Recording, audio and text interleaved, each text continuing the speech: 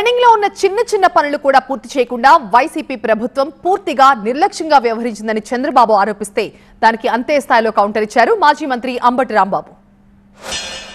దీంతో ఆగస్టు 20 అక్టోబర్లో వర్షాలు వచ్చాయి. ఏదైతే ఆ కాఫర్ డ్యామ్ పూర్చుంటే అక్కడి నుంచి నీళ్లు వెళ్ళిపోయేటివి.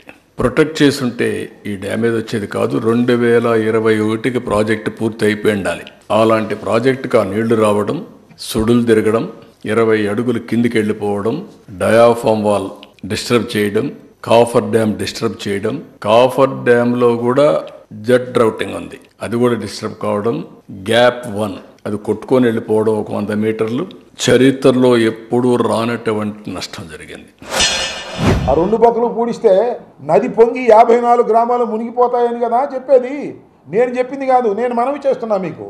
పీపీఏ తన మీటింగ్లో నోట్లో రాసింది, ఈ 2 బొక్కలు పూడమాకండి, పూడితే పైన జనం తిరగబడుతున్నారు, వాళ్ళ గ్రామాలు మునిగిపోతాయి. స్పిల్ ఛానల్ కంప్లీట్ కాలేదు, పైలట్ ఛానల్ కంప్లీట్ కాలేదు, నీరటు ప్రవహించే పరిస్థితి లేదు. పోలవరం ప్రాజెక్ట్ కి జగన్ ప్రభుత్వం ఒక శనిలాగా దాపురించిందన్న సీఎం చంద్రబాబు వ్యాఖ్యలను మాజీ నీటిపారుదల శాఖ మంత్రి అంబటి రాంబాబు తప్పుపట్టారు. 2019 గవర్నమెంట్ మారింది, మళ్ళా ఆ ప్రాజెక్టుకి శనిగ్రహం దాపురించింది. బాధ, ఆవేదన, కసి ఒకసారి కొన్ని రోజులు డైజెస్ట్ చేసుకొని కూడా చేసుకోలేం. ఎందుకంటే మీరు చూస్తే విలువ తెలియని వ్యక్తులు వస్తే ఏ విధంగా ఉంటుందో అదే జరిగింది. విలువ తెలియాలి, వాల్యూ అది ప్రాజెక్ట్.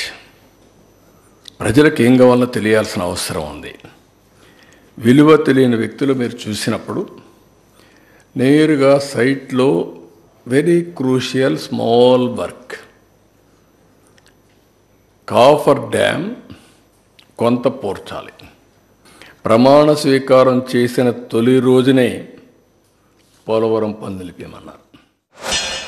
విపరీతంగా జగన్మోహన్ రెడ్డి గారి మీద విషం కక్కేటటువంటి కార్యక్రమం చేస్తూ పోలవరం అనేది జగన్మోహన్ రెడ్డి గారే చెడగొట్టాడనేటువంటి బ్రాండ్ వేయడానికి ప్రయత్నం చేస్తున్నారు. చాలా దురదృష్టకరం. కమిషన్ల కోసం కక్కుర్తిపడే కార్యక్రమాలు చేయటం వల్లనే ఈ ప్రాజెక్టుకు శనిగా పట్టుకున్నారు మీరు. మళ్ళీ వచ్చాడు శనిలాగా ఇవాళ మళ్ళీ చంద్రబాబు నాయుడు గారు.